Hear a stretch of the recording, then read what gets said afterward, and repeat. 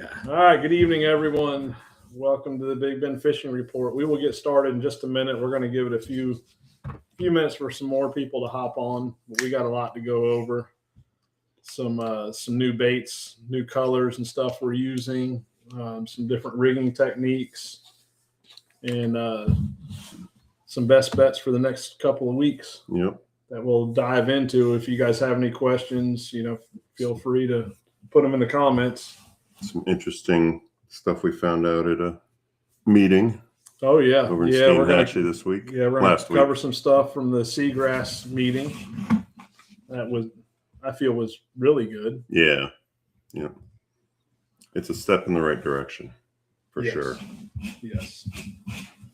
So we'll give it just a few more minutes. Oh, we just had a surge in people.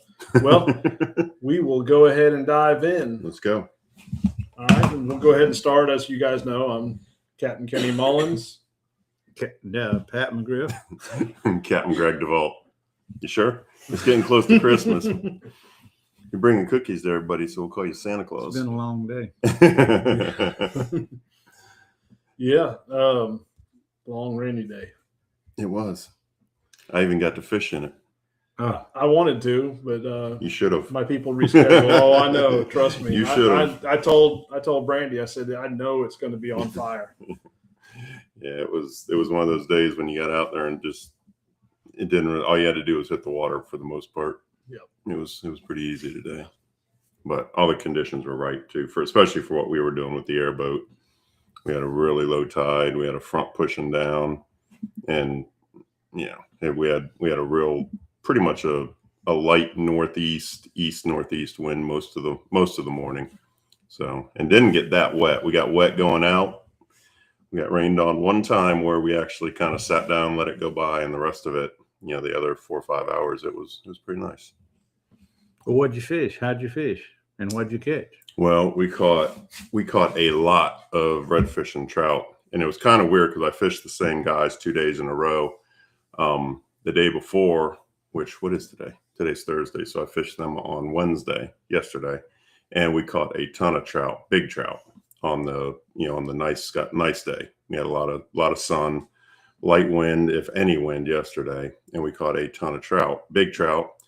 And then today we went back out and we couldn't get away from the redfish. Not that we tried real hard, but right.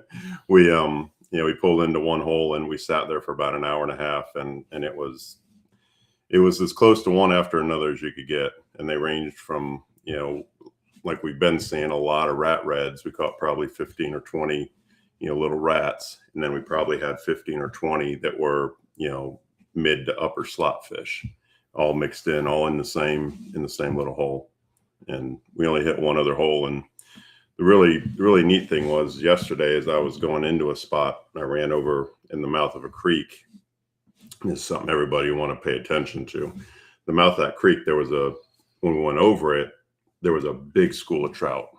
So I just kind of made a mental note of where it was. Well, we went back to that spot today on the low water. The water had already come up yesterday, and we couldn't, we didn't fish them, but we didn't really get any bites in that creek. Came back to it on low water today. And when the water was really low, it was the same thing with redfish, just one after another.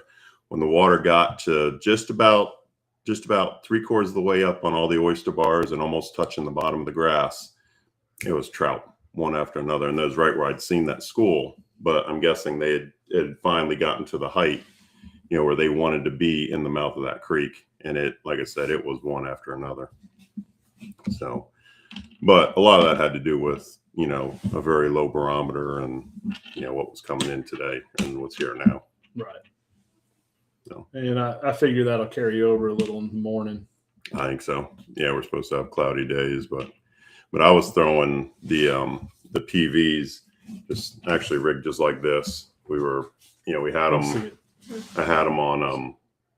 It's what I call a Texas rig head.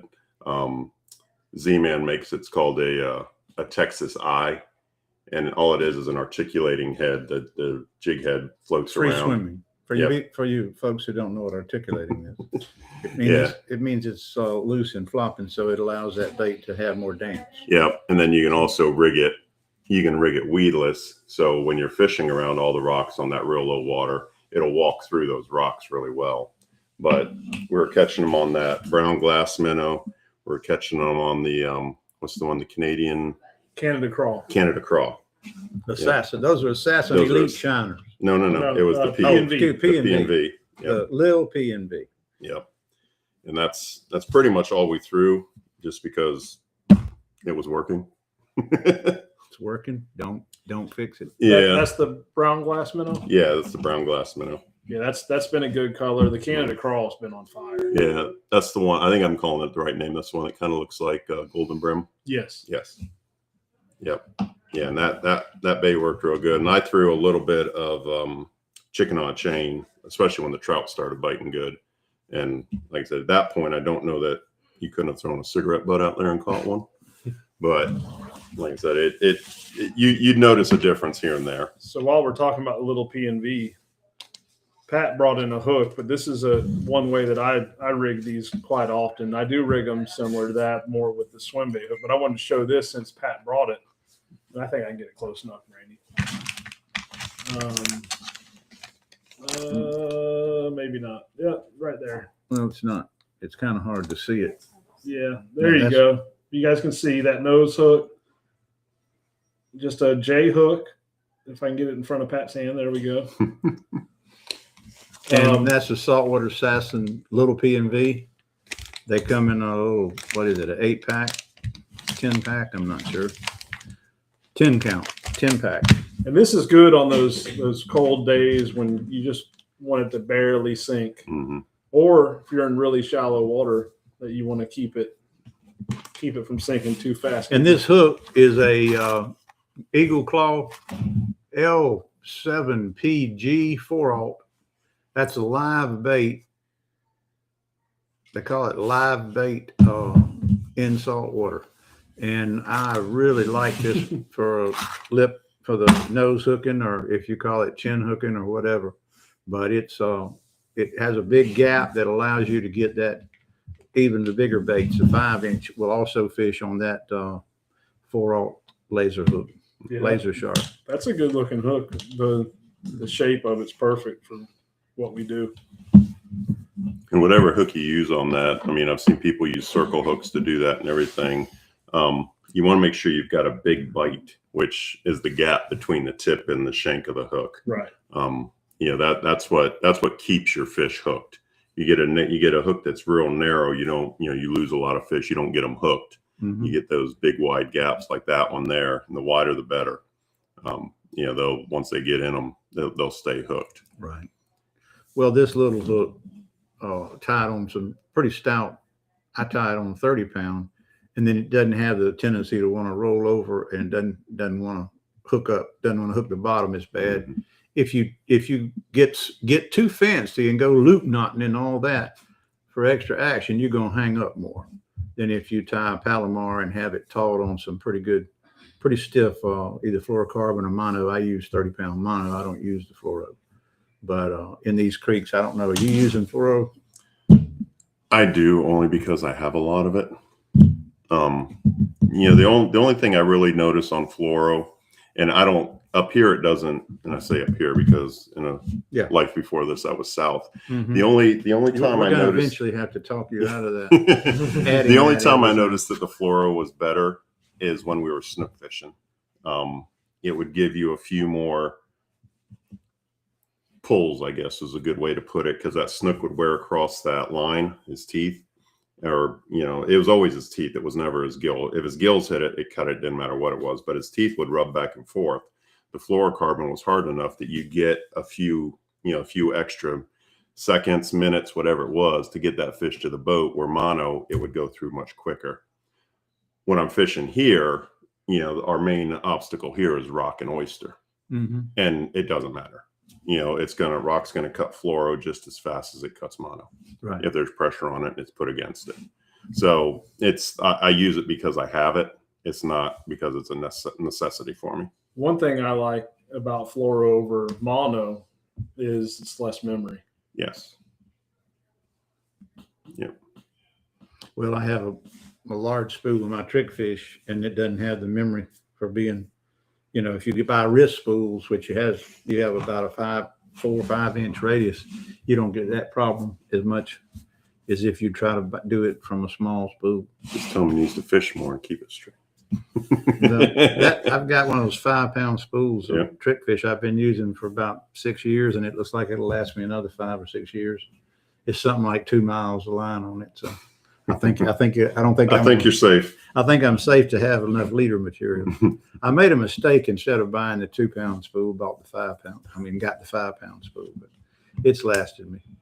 But I believe in that trick fish, and I haven't seen a difference. The only fish I've ever seen that made a difference on was red snapper, and that's when I'm offshore, not inshore. Mm-hmm. I don't think these trout are that particular, and I don't think the reds can see that well. No, as far as the visibility, I don't think it makes a difference, mono or fluorocarbon in inshore, especially. Right. Especially in our watercolor. Yeah. Right. Yeah. Well, And it might finally darken up a little bit more. well, that's why I ask you, because this time of year, your water's clearer than it'll be all year Mm-hmm. Right. long. It's from now till what? Yeah. Till the end of February, and then we'll start getting rains in March, and we'll have color and kick in the water. But now is as clear a water as you're going to fish. Yeah, I don't Yeah. even think today will be enough to really stain it. No. As dry as everything is in the woods. And again, the way, especially the way we're fishing right now, when we're on the airboats or when we're trying to get in there skinny, the fish are feeding. They're not really, they're reacting to it. They're not really looking at it. So, when they have a chance to look at it, follow it and chase it up, they might not hit it then, but you're just going to throw out in the hole and hook the one that will eat it. Right. Yeah. So. Do you have any idea what the water temperature is where you're fishing? It was cold. I know that. Well, so I'll say this. Yesterday, it was much colder than it was today. Every fish that I picked up yesterday felt like an ice cube. And the hits, the strikes were much different. So my guys, they were casting, and I was watching them, and they were working a little bit too fast. I told them to slow down. And you'd see the rod, it would just bend. They'd lift up on it, and it'd just be heavy. And all they were doing, those big trout, were just grabbing it and sitting there. Today, it was a much more pronounced thump, Right. when they'd hit it. So the water definitely warmed up last night and today a little bit. Like I said, yesterday when we got out there, if I had to guess, I'd say it was, just by feeling it, I'd say it was in the upper 50s. Yeah. Yeah, it's been around mid to upper 50s. Yeah, it was chilly. But Someone that calls in regularly from Tipton, David Bosch, was down with his buddy Dave Stewart, and they caught like 5 trout Monday, and then what's today? Oh, Tuesday, Thursday. and then Wednesday they didn't catch Tuesday they didn't catch a fish, a keeper trout at all. He said the water was 54, mm-hmm. and then it went from 58 to 54 to this, and then yesterday they caught 2.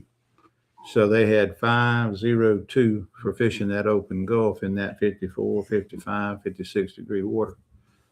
So that's the difference in the creek. I'm sure that water was cold, but it was probably closer to 60 than it was 50. Yeah. And the thing I noticed running, yesterday when I had the sun running spot to spot or creek to creek, is I saw very few fish on the outside.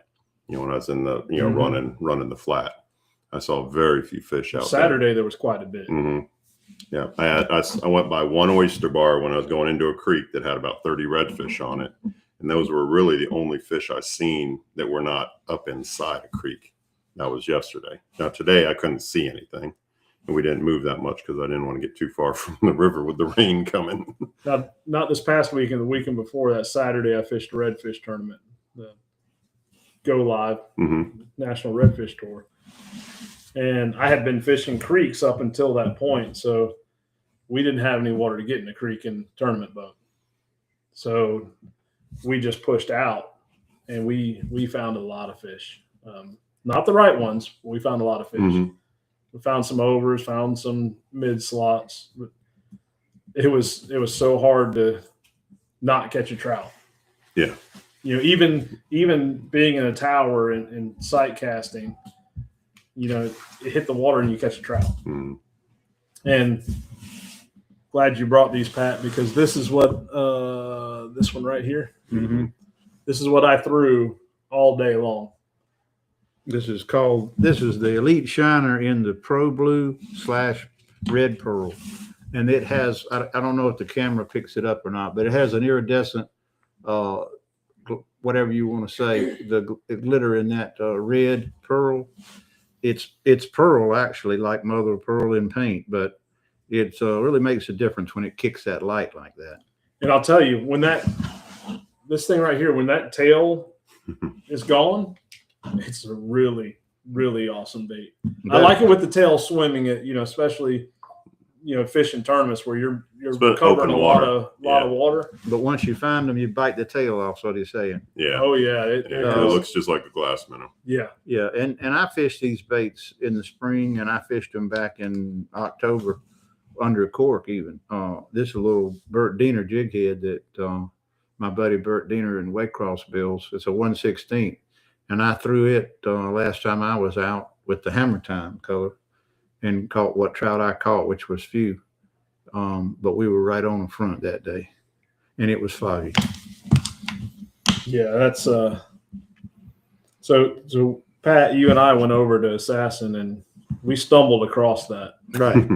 And this is the funny part of the story. I picked up one bag and Kenny had 2 bags of them. I mean, 2 packages of them. And I gave one to Greg. And there's 8 in the pack.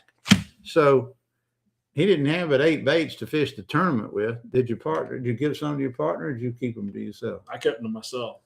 He didn't even. This is his partner. He fishes year round with. He wouldn't share, and gave Greg some before he knew how good they were. Because I'm sure he wouldn't have given them. If he had known how good they were, he wouldn't have wanted Greg to know about it. But anyway, yeah, Greg's got some, so we've all got some now. And tell the story about your clients. So Saturday we were in a creek and I had shrimp on 2 people's lines, and they cast this. Kenny line. Mullins bought shrimp. Just thought I'd throw that in. Well, the up. thought process behind buying the shrimp was sheephead. Okay. So we get into this creek, both of them throw shrimp right off of this point, and I pick this up, and I had it rigged like this one right here on this Swim bait with hook. the keel weight on the swim bait rig. As soon as it hit the water, 26-inch red, right next to where their shrimp was. Mm-hmm. In other words, they were ignoring the shrimp for his Elite Shiner in that new color. Yeah, Pro Blue Red Pearl. That's in the Bass Assassin package. That's the Ghost Shad. That's it. PBRP. Yeah, and it does. It looks just like the glass minnows. Yeah, all the glass minnows that were in there. Glass minnows. With the tail, I will say, it kind of looks a lot like the ballyhoo when it's swimming through the water. Mm-hmm. Yeah, Then same profile. Then when you lose that tail, Yeah, it darts a lot more when you does. lose the tail. Well, like I say, it's a good bait. Good bait, bounced or swam or rigged under a cork. Well, how many fish did you catch before the clients wanted one to get rid of their shrimp? So actually, we had left that spot and we were moving to another creek, and we hit a spot just on the outside, like you were talking about, Greg. There was just trout and reds everywhere, just on the outside. They were kind of staging, Mm-hmm. waiting for that water. I'm sorry, I'm telling you wrong. They were pushing out Okay. on the low or on the outgoing, and they were everywhere. So then I tied on a suspending bait, hard bait. Which And, one? It was the Live Target gold bait ball. He's been holding out on us. The bait ball, folks, if you're not And familiar, is the one let that me has see little if- tiny minnows, has 4 It or looks 5 like a minnows school of 'em. inside of one shape of a larger suspending bait. So it looks like a little school of tiny little minnows there. And I'm going to see if I can get a picture up here. It has not been working for whatever reason. Any flounder, Greg? So it is going. This is what I'm fixing to put up here. Oh, I didn't know As that. He soon as caught it one. does. Yeah, the last 2 days we caught one small flounder. All right. So look at that flounder right there, Pat. Oh my goodness. 5 pounds? Oh yeah. Mm, That was a big one. Yeah. And he got to go home. Oh yeah. And that was caught on that live target. Yeah. Okay. Yeah, that was a very nice flounder. Yeah, I think that was the day we were just to the north of you. This one had that bigger group. Yeah, there was a lot of flounder right there where I was at. I Yeah. mean, they were everywhere. Yeah. Yeah. We caught one that day. We caught one flounder, but like I said, we had shrimp because we had 4 people and I didn't want people casting all over the place. So we used shrimp that day too. And I think the trout were just so aggressive. I don't think the flounder ever got a chance to even be near the shrimp because when was that? So that was Saturday. That was wasn't it? Saturday. Yeah, that was Saturday. So it was warm. Yeah, I'll tell you, we caught some nice fish, but it wasn't. We didn't have the experience you had that day, Mhm. but we were in a little different area too. Yeah. But Was that tournament day? no, this was This past Saturday. this past Saturday. The Oh, tournament was the Saturday Saturday before. before. Yeah, And, I mean, overall, the fishing is definitely. I mean, even from last time when we were here 2 weeks ago, I think the fishing's gotten better.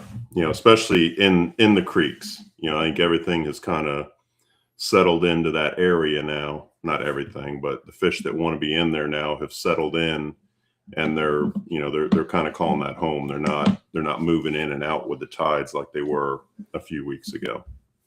I think the ones that want to be in the creeks have made a home of it now with the water being this cold. So you're not getting in there one day just wearing them out, and the next day you can't catch a fish. Right. So I'm gonna put this picture up. You know how wide my gunnels are? What, 16, a little over 16-inch wide. On your microdraft? Yeah. See that? It's a big dog. It's a big flounder. Yeah.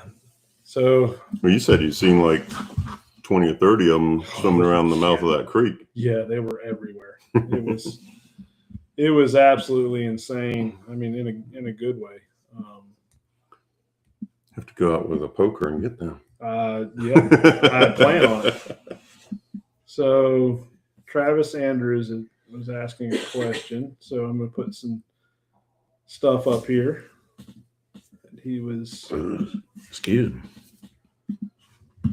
It's good water. Travis Andrews asked about. Okay. First off, Donald is asking where are you guys located? Tampa Bay area. For me, we are in the Big Bend region. We are located in Perry, Florida. Yep. We fished the entire Big Bend. Yeah, and we have the ability to. Keaton and up toward Rock Island and with the Finn Holloway, and Greg fishes anywhere from St. Mark's back to Econfina, Rock Island, concentrating more on the Osceola Econfina area than in the other. Taylor County runs from Osceola River to the Steinhatchee River, and Steinhatchee is the southern border. That Steinhatchee River is the southern border, and Osceola is the northern border. And Kenny and I fish pretty much in the middle of the state, and Greg fishes that north or the westernmost, whichever you call it. We call it north and south mostly, edge of the county. So out of that 47 miles, we're covering all but about 10 miles of it towards Steinhatchee. And even then, I mean, it's such a similar. Yeah.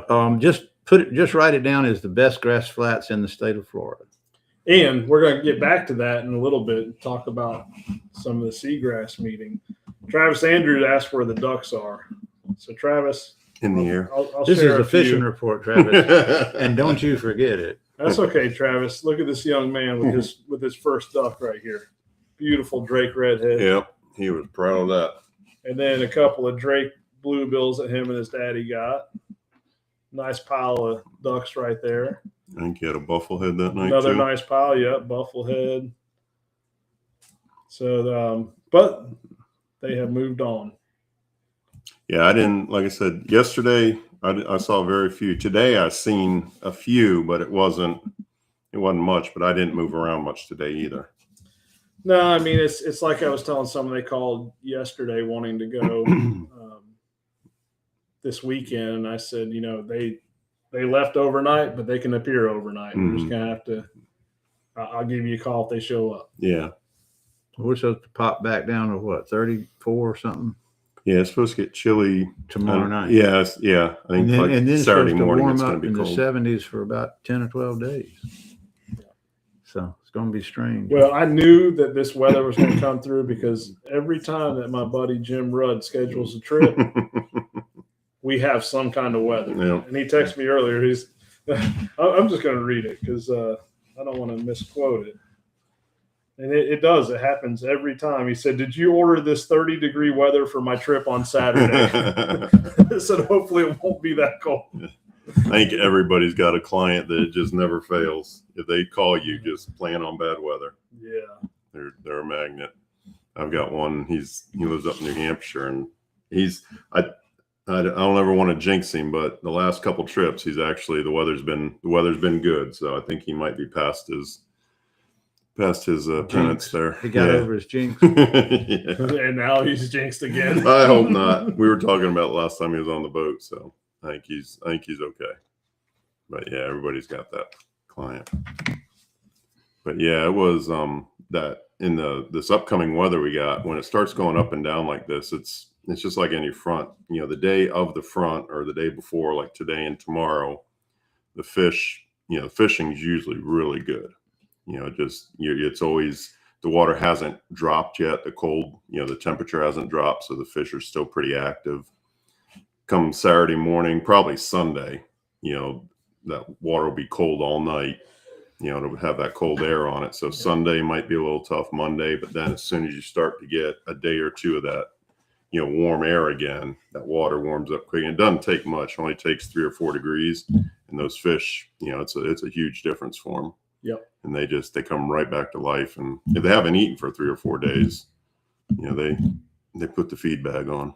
That's right. And when it gets like this, it doesn't hurt to wait till later in the day to go. Yeah. Yeah. If you're going to get some sun, let it warm up. And Laura Rudd says facts. So Jim and Laura, they own and operate Camp Keaton. So if you guys have an RV, you're looking for a place to stay when you come and fish, look up Camp Keaton. So you mentioned seagrass. Let's dive into our meeting we had. Yeah. It wasn't what I expected. I'll say that when we went in there. It was kind of a conglomeration of a lot of different entities, being DEP, environmental, most of the colleges in the area. UF IFAS, which we have a pretty good presence in our area with IFAS. Yeah, a lot of the University of Florida. FWC scientific side Yeah. were there. Sea Grant was there. Yeah. Sea Grant And Florida Fish and Wildlife were there. the Pew Charitable Trust. and the Pew there. Charitable Trust, Justin Grovich, he got all these people in the same room together, and I have to give him a lot. He of was the credit for that. ramrod and spearhead. Yeah. And what it seemed like they were, what I took from it is, they were trying to lay and build a framework for all of these entities to be able to function together and use the same data that has already been out there or is being collected to be able to get to the same conclusions and look at the same, instead of trying to figure out why this seagrass is doing this and taking this guy's word for it, and then the same thing, taking somebody else's word and trying to put that together makes no sense when you have the data there. It's just these 3-letter companies don't use it that way. We're not allowed to use it that way, or whatever it is. Well, here's the mind-blowing part. This is the first time that all parties have been in one room together. Yeah, that's what I mean. It made no sense when I realized, when I was sitting there and I heard somebody say that. But what really made me feel good about the meeting is everyone was receptive, and they put up charts and maps of the region, and they had different categories. Yeah. What was it? Economic. Economic benefits, the environmental. Future flood, not flooding, but rise in water levels. Yeah. The environmental impacts. Economic impacts. Economics. Yep. There was 5 of them. I don't remember what the And last one was. And they asked us to go around the room and mark on these maps what Was important to what us. what was important to us. Mm-hmm. And that was encouraging, and it maybe you guys didn't feel the same way, but I felt like everyone truly cared. Well, it seemed like they weren't just there to give lip service. Right. They were there to actually try and figure out a way to make things, to give us the ability and give everybody that's working on it the ability to actually do something that's needed to be done. We can all sit there and say, okay, we got to do something about the sea urchins. But as you know, you've been at war with these people over this 3 or 4 different times. You tell them and they have no answer. They just say, okay. And they have the state I learned this when I was there, and it was distinguished to me from EPA, girl from EPA, Shapinsky or whatever her name was. I apologize for not recalling it, but she said the reason that the state of Florida, as a Fish and Wildlife Conservation Commission, does not address the seagrasses and does not have, but what 2 people dedicated to it in the entire, three individuals in the entire state. The reason is they deal with people as a per species basis. They don't deal with the ecosystem or this niche of the ecosystem. They don't deal with the sea grasses. They deal with individual species of marine life in that marsh. So because of that, I found out that the entire budget for environmental protection for EPA in the state of Florida for the Big Bend grass is what, Kenny? $36,000 total. Not just for the Big Bend, but also the Crystal River, Homosassa seagrass area too. Well, Big Bend is the they consider it 2 different ones. Okay, but anyway, that's pitiful.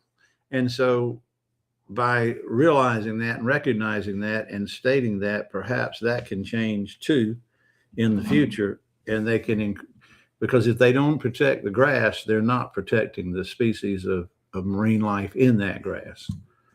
That's evidenced by the die-off of the manatees over there in Mosquito Lagoon, not to mention how many, probably hundreds and thousands of fish they've lost there due to the habitat loss of that grass after these escapements of water that wastewater that destroyed the wastewater that destroyed the grasses.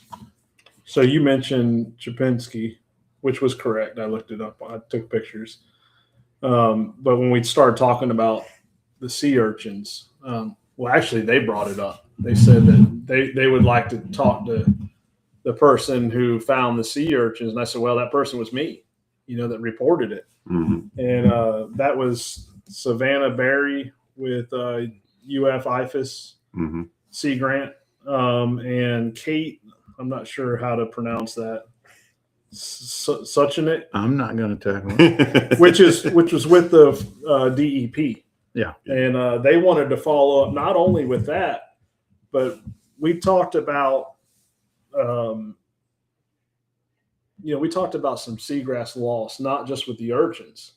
Right. Some of our, and especially when you get between, I guess you'd say, north of Spring Warrior to Rock Island, there was a lot of loss.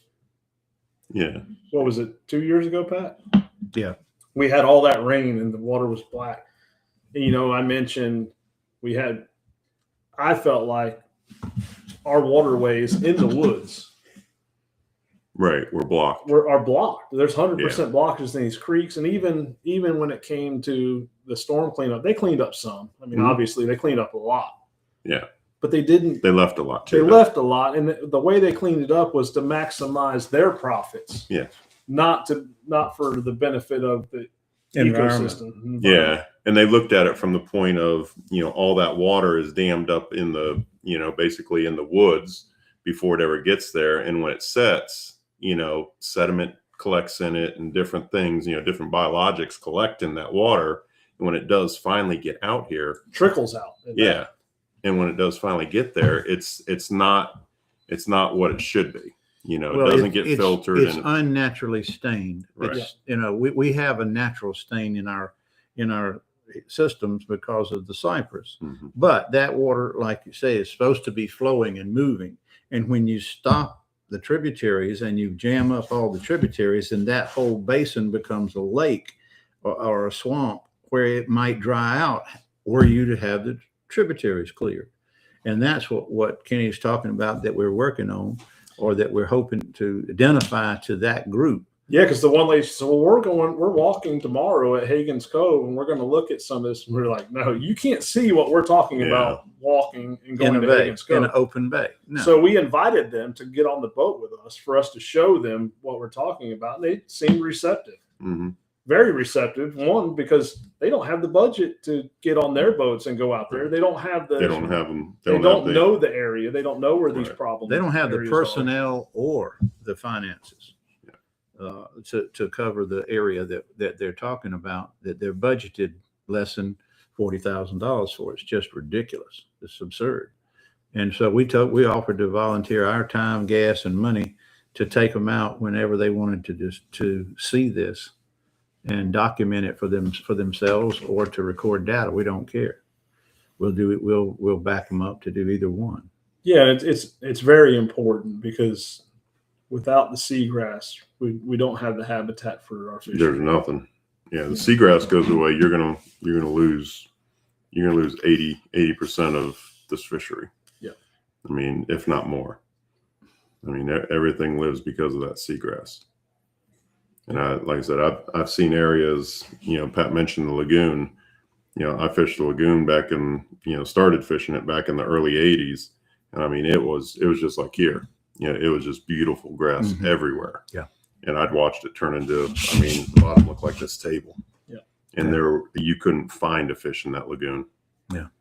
I fished it on the northern end up near Turtle Mound, and it was magnificent. I mean, you could stop us anywhere and you either had a snook, a red, or a trout. I mean, a lot of immature fish, but still you had a just an extraordinary fertile fishery all the way from, what was the old camps up there, the old fish camp, I can't say it now. Hill. Oh, Oak Hill. Oak Hill. Yeah. From Oak Hill down to Hallover was extraordinary fishing. Yeah, I used to fish Oak Hill quite a bit. That Oak Hill, that fishery was just extraordinary, and it's gone, just gone. Yeah. And the same thing happened down the south end too. I mean, we used to fish Tiger Shoal all the way down to, I think it's called Turtle Shoal, I think was one of them. And then all the way down into, the humps down Below Titusville. Yeah. Yeah. Yeah. The south end. Yeah. Well, it was still in the lagoon. It was just the south end of the lagoon. Right. And I mean, it just all turned to sand and mud. And, from what I hear, it's starting to come back, but They've done a lot of work. mhm. When we went to that seagrass symposium in Daytona, and they talked about the restoration work, and they had fences around some of the seagrass, and someone asked, what's the fences for, and it was for Pat's favorite word. Yeah. Don't put that on me. It's not on me. You got to corral the manatees. Well, the manatees ate a lot of the grass in the Mosquito Lagoon. They Oh do. yeah, they did. Their weight, what, twice a day? Yeah. Yeah. That's I watched them eat the grass over at Apollo Beach in Tampa Bay too. right. But we definitely had and still have a sea urchin issue. Mm. Mhm. And I honestly thought when I reported that, it kind of fell on deaf ears. They came out and they said, "Oh, they're all going to die in a year and a half." But when we went to that meeting and they brought it up, Yeah. That Somebody made me knew realize about it. that people knew about it, Yeah. and it Yeah. wasn't just one department that knew about it. Yeah. And it comes back to just being, proactive and you just have to stay on them.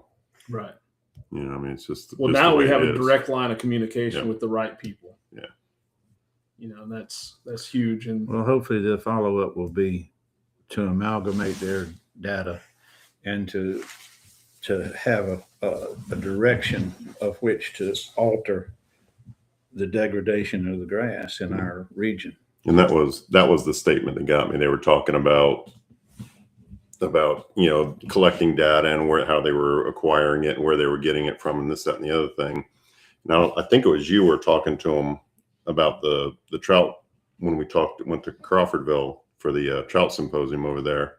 And you were saying something and she's like, well, we don't know what data that they use to the trout people, I think she said the trout people use for that. And that struck me as very strange. It's like you all are in the same, you're trying to figure out the same problem. Why not just ask them for their data? Right. It made no sense to me why they don't communicate. Right there, I left there mad. Yeah. I was. But it just showed that they don't communicate amongst each other. Right. But the thing is, that trout meeting, it didn't matter what anyone said. Their mind was made up. Yeah, it was. That was a smoke and mirror show, like typical FWC bullcrap. Mm-hmm. But I'm still going to tell them how I feel. Yeah. You're there. Yeah. Well, the FWC is required to have, it's in their charter, they have to have those hearings, so many hearings and 2 meetings and then a final meeting. And they've been following that same format since 2000. Yep. And here we are 25 years later, and I've been to just as many as I want to have to go to, but I've started going again because they're not changing it. They're not changing to the better. The changes they have made are for the worse, or they're ridiculous. Just like us not being able to keep our fish in a region where there's more fish than there is anywhere in the state. We should have an exception. We should be the exception. We should be able to demonstrate to these other groups that we met with on Seagrass to say, hey, we are unique. We have a unique system. We have the last bastion of pristine grass, and y'all are letting the urchins eat it away. Why are you doing this? Yeah. And that statement comes from the fact that we have to be distinguishable from West Florida, Southwest Florida, Southeast Florida, the Keys, et cetera, everything below Tampa. It's too late for them.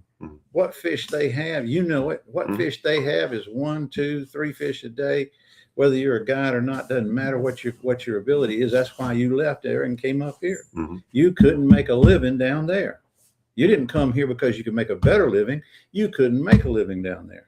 And the average 20 to 40-year-old in that group of people that was there and staying hatchy at that Seagrasses don't understand that because they may or may not even fish. So what I tried to do is say, hey, I came here 30 years ago and now it's not like it was. And I also went to Tampa 50 years ago. Mm-hmm. And it definitely ain't like it was. It ain't anywhere near. And it was already destroyed. Tampa Bay was already degrassed. There was less than 5% of the entire bay was grass. So we just need to not let it go to that point up here. The reason I moved up here is the land is protected because it belongs to the paper companies, but that may dissolve. Well, let's talk about that while we're at it. One of the things we talked about at that meeting is we have all this protected seagrass area, except for the Finn Holloway Gap is what they call it. Mm-hmm. And that is not protected because if it was protected, the mill couldn't do what they were doing. Right. Well, then the mill closes. They quit discharging. Well, then they decide they want to start discharging again. No, they actually want to dump out their holding ponds. Right. They want to clean up the holding ponds. They want to get rid of all the evidence that they were ever there. GP wants to say, what mill? And the mill they're demolishing on land, and they want to get rid of and dump that stuff back on us. And that's ridiculous. So I do want to say, because I worked the Finn Holloway for a while with that cleanup, and and I fished out of it for years. I mean, that's years and years. It is cleaner now than it ever has been. The water is clean. There's more species of fish in that river and in its estuaries. I mean, it's better than I've ever seen it. Mm-hmm. Grass is coming back. Luckily, Four Rivers stepped up and said, no, we're suing you. Yeah, you're not going to dump And they across blocked us. them. They won their lawsuit and they blocked them. So what does GP do? They go to the county. They tried to cut it around the. They go to the county, and then they want to go back to dump where they originally were, where the DEP said Upriver. you cannot dump here anymore. You have to create a new pipeline. And luckily, our county pushed back.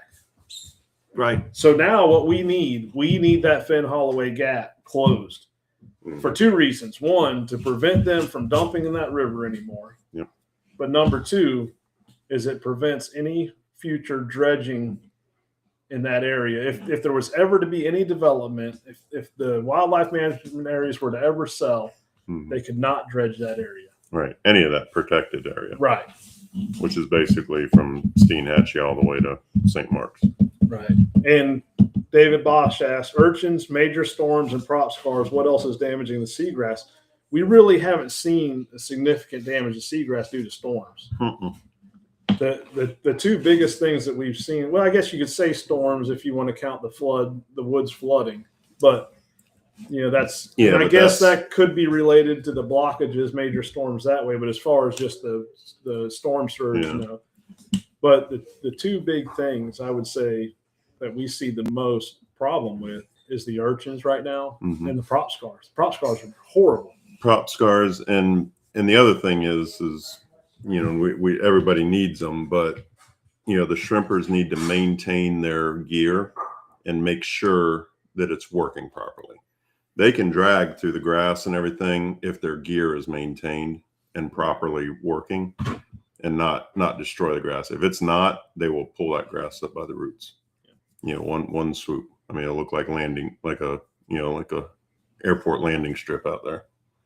But I would say the two things right now is urchins and prop scars. Even, Johnny, he says prop scars and GP. GP, it was a very small area, and it was due to the amount of fresh water, fresh water being pumped out. It's rebounded phenomenally. Yeah, I mean, that whole area down there, when you ride through it, I mean, it's hard to tell, a difference. Yeah. It really is. It just, it's blended back, it's grown, it's really come back good. Yeah, when we were working that river, just to give you guys a little bit of background, when we started clearing out, we cleared, I think it was a half a mile of upriver, and the USGS has a monitoring station. If you guys see the little dock just down from the Clubhouse Road boat ramp, that's a USGS monitoring station. They monitor current, flow, tide, all that stuff. They came out and was working on it, and they came up and was talking to us, and he says, we thought that we had a malfunction, that we had to recalibrate everything. He says, but I see you guys are cleaning out this river. He said, we had such a spike in flow, and it also, they saw a difference in water clarity, like literally overnight, and that's, and then the further we clean, you start seeing sandy bottom that wasn't there. Right. And it was, just nasty muck. And, the county needs to find a way to keep these waterways maintained. I know the county doesn't have the money, but we need to take advantage of these times when we have these storms and push back. That's my biggest frustration with the county right now. And it's not just this county. It's not just Taylor County. It's Right. Dixie County. It's Levy County. We've seen it at all of them. Suwannee County. These storms come through. That's the perfect opportunity to get this stuff taken care of. Yep. And not one time did I see a county commissioner show up to a ramp and get on a boat and look at the work being done. Yeah. Not once. I mean, you've got the state and everybody paying for it. The feds are paying for it. I mean, get it done while while the ticket's being paid. So you guys remember this. I will say Horseshoe, their city council, they were pretty active down there. They were on top of it. And I know you experienced that when you were in Horseshoe. Yeah. But all these other places, Taylor County, Pam Fiegel was the only one that ever called me and asked, how things were going and what I thought. Yeah.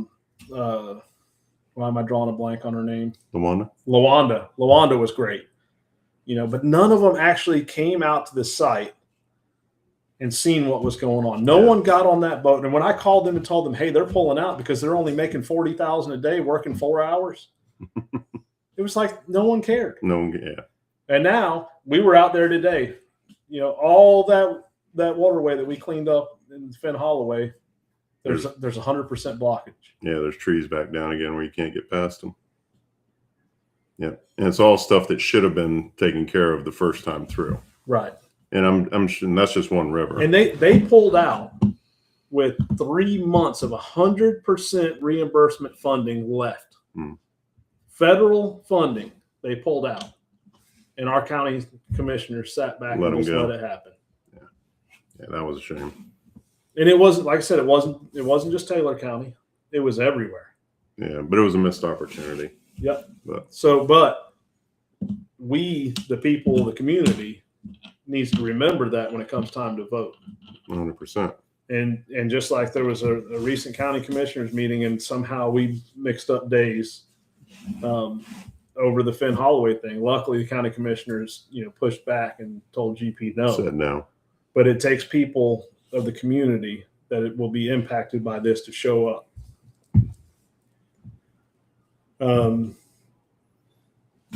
Let's see. Matson Barnes grew up fishing Swanee area to north to Horseshoe, and grass everywhere, including canals, now mud everywhere. Is natural predators, pollution, or combination of the both? So the deal with Swanee, which they shared at the seagrass thing, is what they're calling a rise in water levels. Yeah. You buying that? That's what they're claiming. That's not what I asked. I think that's more land erosion than it is rise in water levels. I think it's runoff filling in, and I think it's human pollution changing the chemistry. Yeah. You got to look at the number of people on the bank over there. The other side of that too, though, is when you look at when you go to Swanee, you can actually see where the freshwater line meets the salt water.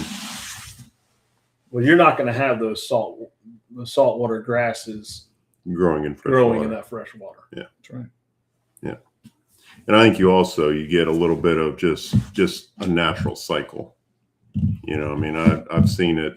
Down where I grew up, down there off Pasco in Citrus County, you'll have big areas that where one year you had 2 or 3 sand holes the size of this table. The next year you had 5 acres of sand, and 3 years later you were back to this again. A lot of that has to do with the amount of rain you have, the salinity in the water, how dark the water gets sometimes as to whether it's going to, can get sunlight to grow. So I think there is some of that involved. And, I do think there's 20 and 30 year cycles. Yeah.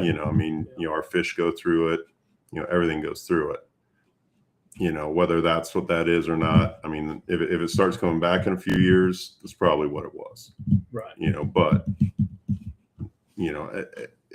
if you put people on the shore and you start building, something's going to happen. Something's got to give. And that is why it's important not only to maintain this buffer. This is protected. Our seagrass is protected, and that's going to help with development. Well, and the good thing is where we're at here, especially Taylor County.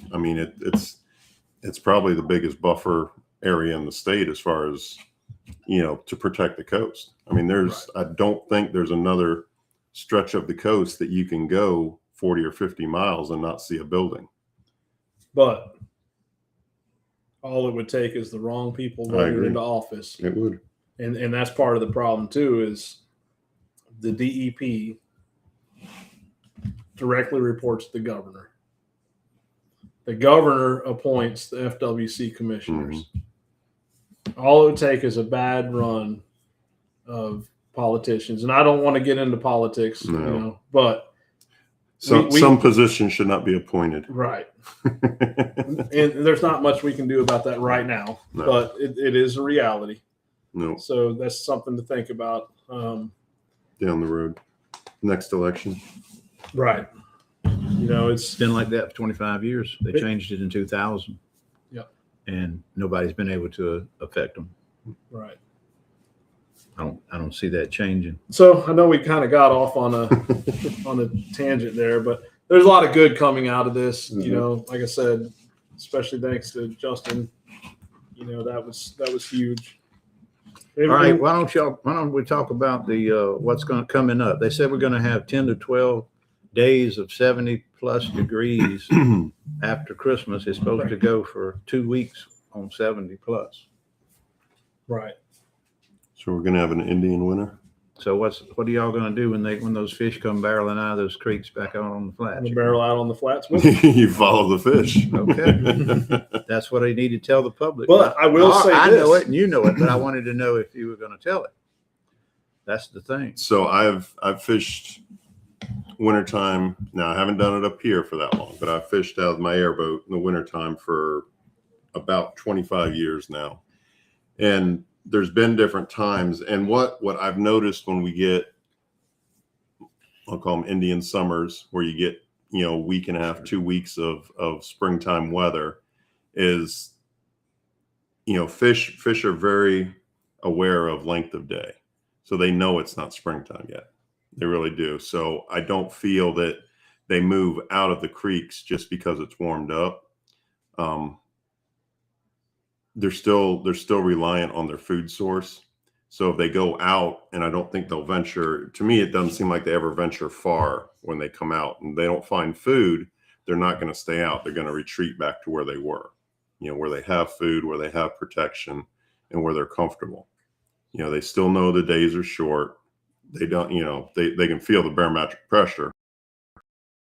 They knowing to get cold again at some point. It's not out there for them. They're not going to stay on the outside. They may come out and move around a little bit. So what I would do, especially, you know, third, fourth, fifth day into those warm areas, is I would start fishing the outside points of around every creek. Because if they're going to go anywhere, they're going to go right to that structure where they can, you know, where they've oyster bars, rock piles, whatever they are, because they're living in those creeks right now. Or some of these troughs out on the flats. If they go that far. Well, there's some that stay there. Yeah. You know, just like the tournament, that's what we were fishing. We were fishing the edges of troughs. Yeah. But they're gonna, you know, the ones in the creeks are not, you know, if it stays warm for a week and a half, 2 weeks, yes, they're gonna come out. You're not gonna find them deep in the creeks anymore. You're gonna find them out on the outside edges, and on high water, they're gonna move to the outside points. You know, it might be 200 yards, it might be 500 yards from the creek mouth.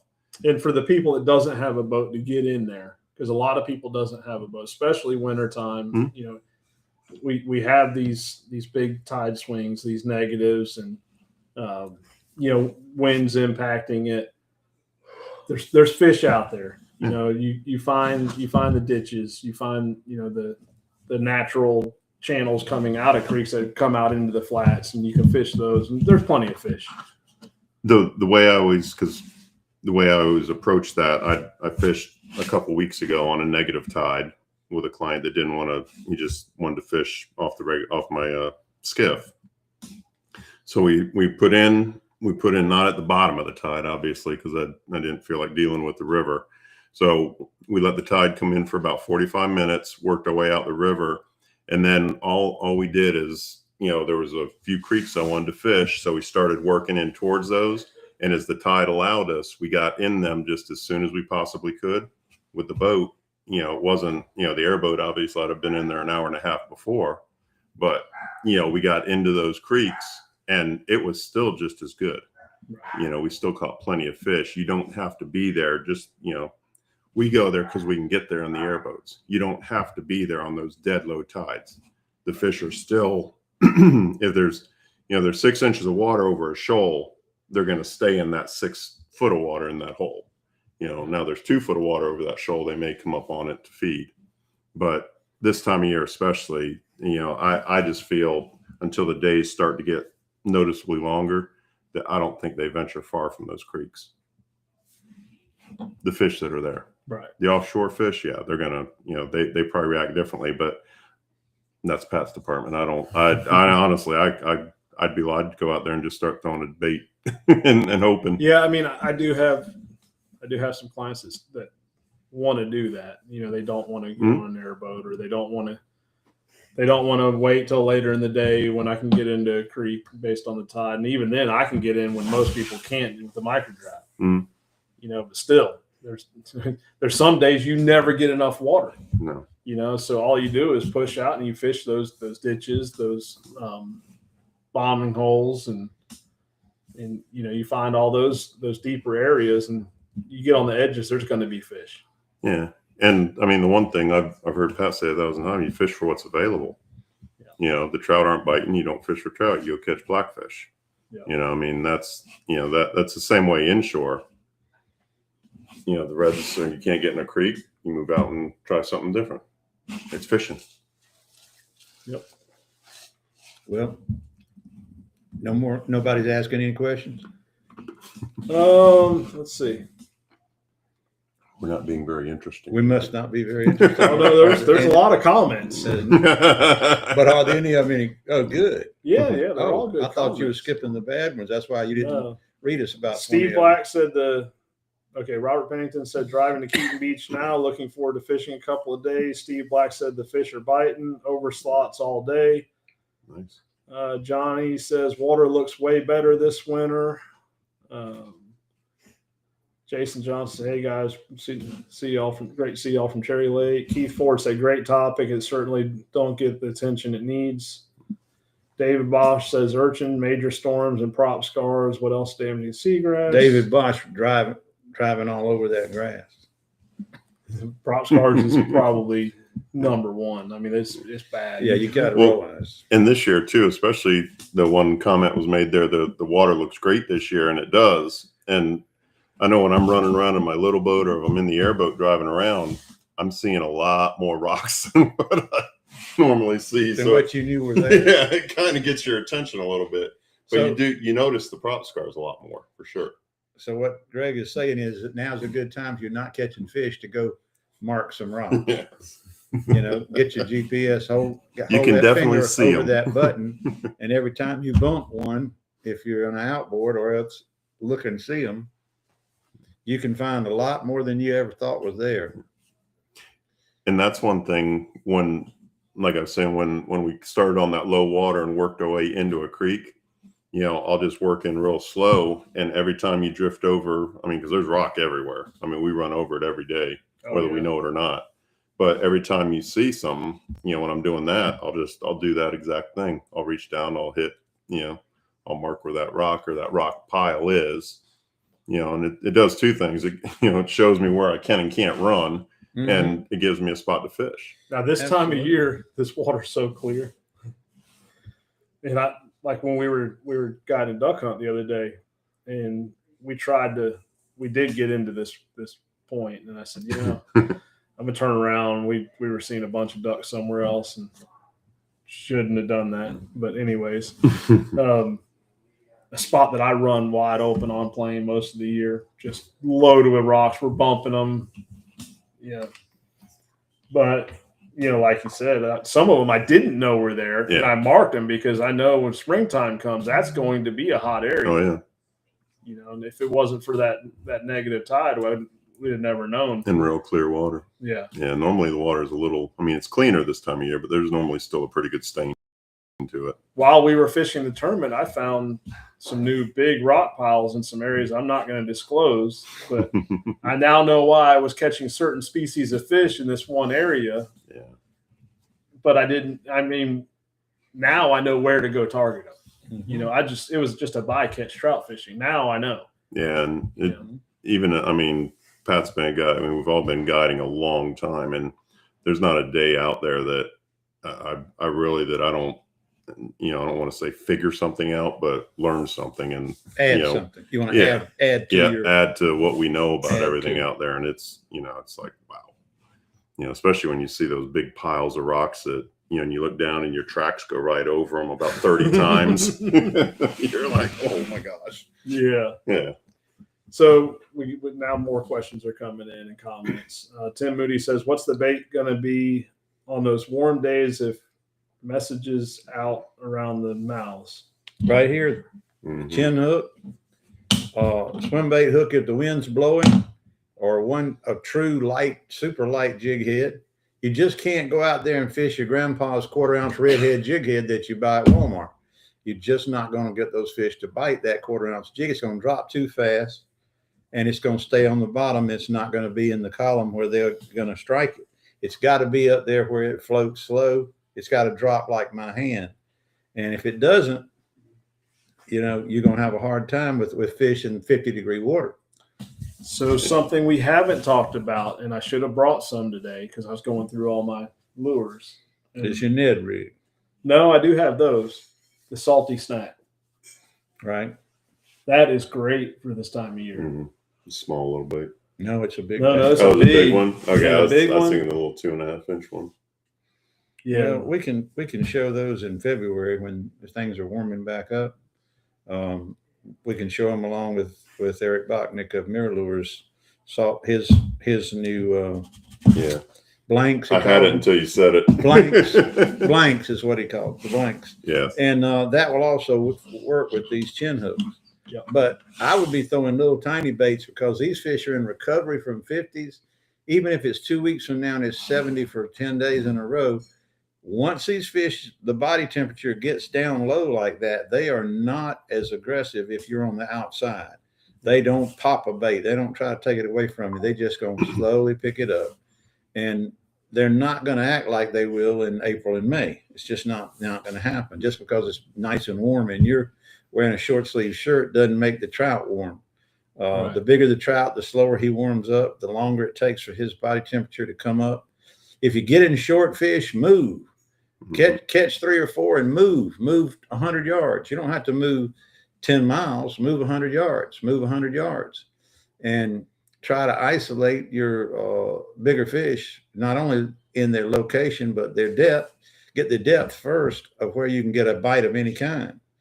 If the pinfish come back to life, meaning show themselves and follow your baits and nip at your baits, then you're probably catching fish. If they're not, you're going to probably have to move and stay where there's some grass.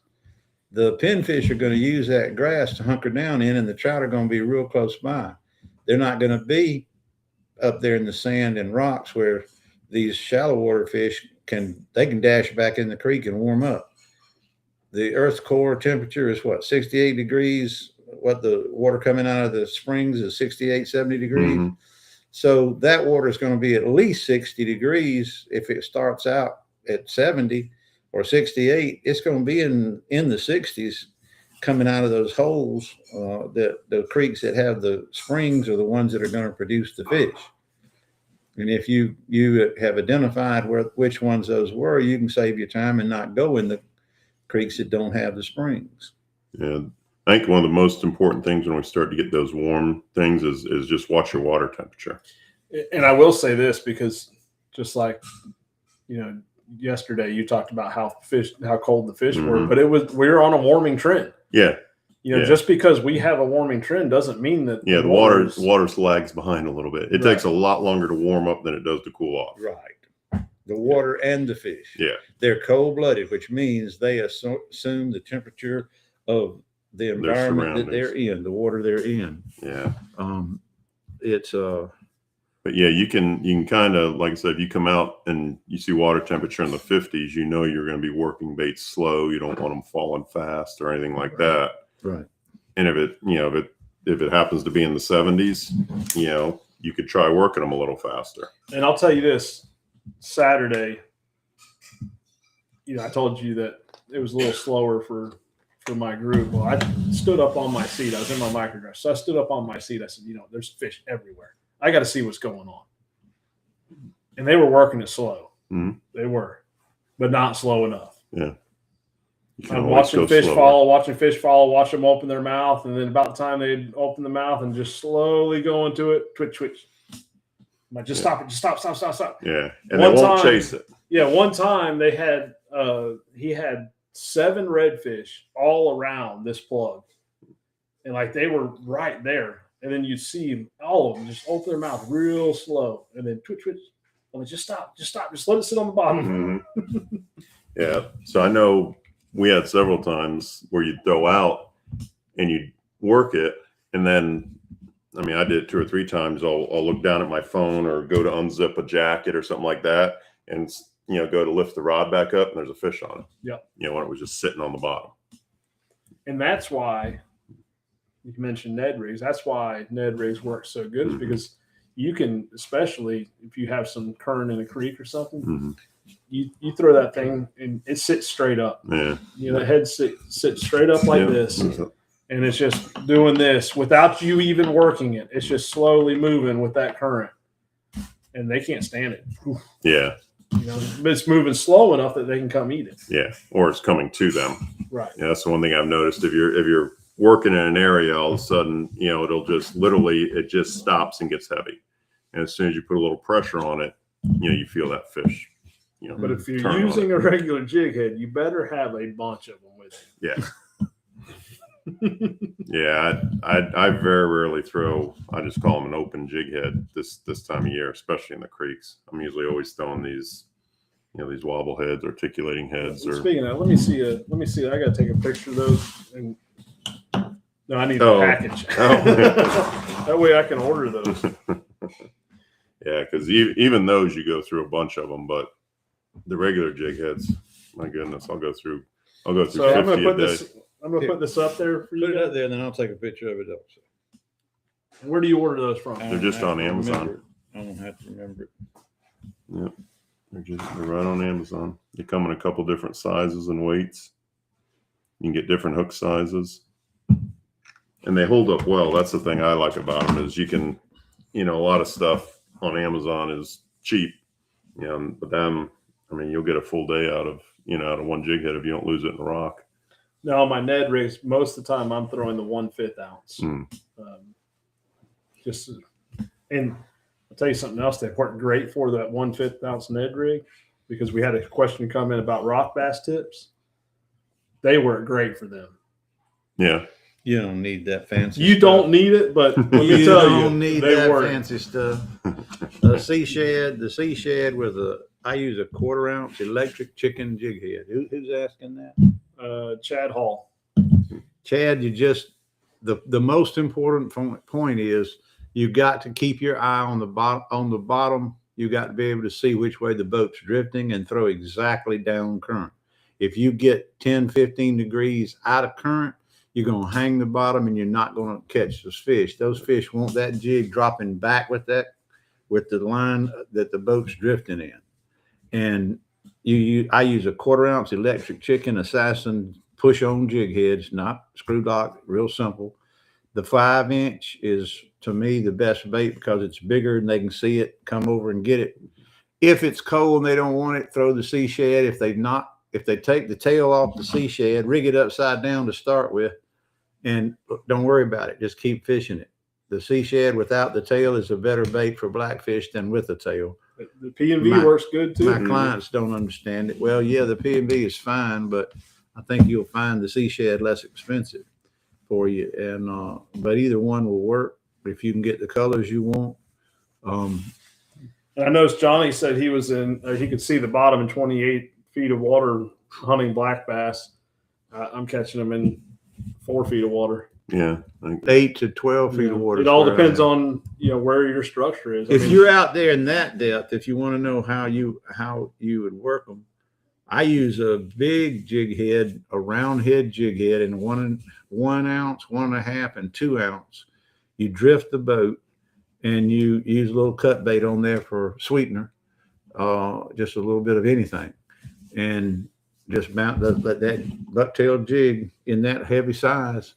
And you can use a plastic on it. You can put a curly jig, tail jig, whatever tail you want on there. I don't think it matters. But that's what we used to catch them. If you stop the boat, you're going to catch a lot of little ones. If you keep the boat moving, you're going to catch the bigger ones. And always have one rod hanging in the water about 8 feet with the jig on it. And when the big one follows it up and he's trying to take it away from him, hand him that one, set the hook, put it in the holder, land the one you got, and you get the two for one deal. We used to net them and there'd be one holding the jig head, one on the hook, and one holding on to the cut bait. And we'd have them 3 at a time. Caught a lot of them. They're real stupid. It's a great beginner fish because anybody can catch them. If you can't catch black sea bass, buy some golf clubs. They're good eating. But the key is finding the structure. Mm-hmm. That's the key. Well, if he's in 28 feet, then he's got a machine for. Well, there's two for people. doing that. There's two people talking about it here. You have Chad Okay. Hall and you have Johnny. Well, sorry, sea bass tips. I keep some 3 weeks ago and they were great. Kept some, I guess it meant.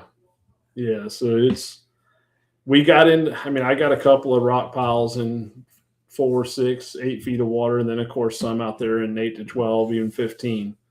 But we caught a bunch of them the other day in 4 feet of water. Yeah, we caught some just by accident. Like I said, it's been a month or so ago, but I don't even know we were in 4 foot of water. Oh no, there's some shallower. Yeah, I mean, but the key is finding the right structure. Yeah. Where they're at. It was just, you could see the sand hole up there, and the guy made a cast and he caught, it was a nice sea bass, probably 14, 15 inch sea bass, and literally threw right back up there again and caught another one almost the same exact size. That was the same, when we got there, we could see what it was. It was, a little rock pile there, but I have been seeing a lot of sheephead still out. there are, yeah. I didn't see yesterday and today. I couldn't see real good today, but yesterday I could see really good. And I saw very few. They're right at the mouth of the creeks. Right. They're not up in it. Right. And They're still out. I mean, yeah, a few of them. There were some big ones. I mean, there was good numbers of them. 15, 20 on one oyster bar. Another month, I would say. Yeah, I'm not a big sheep. I mean, Although we're don't mind. running out. We're running out. I mean, we still got a lot of cold fronts coming, but we need some good ones. yeah.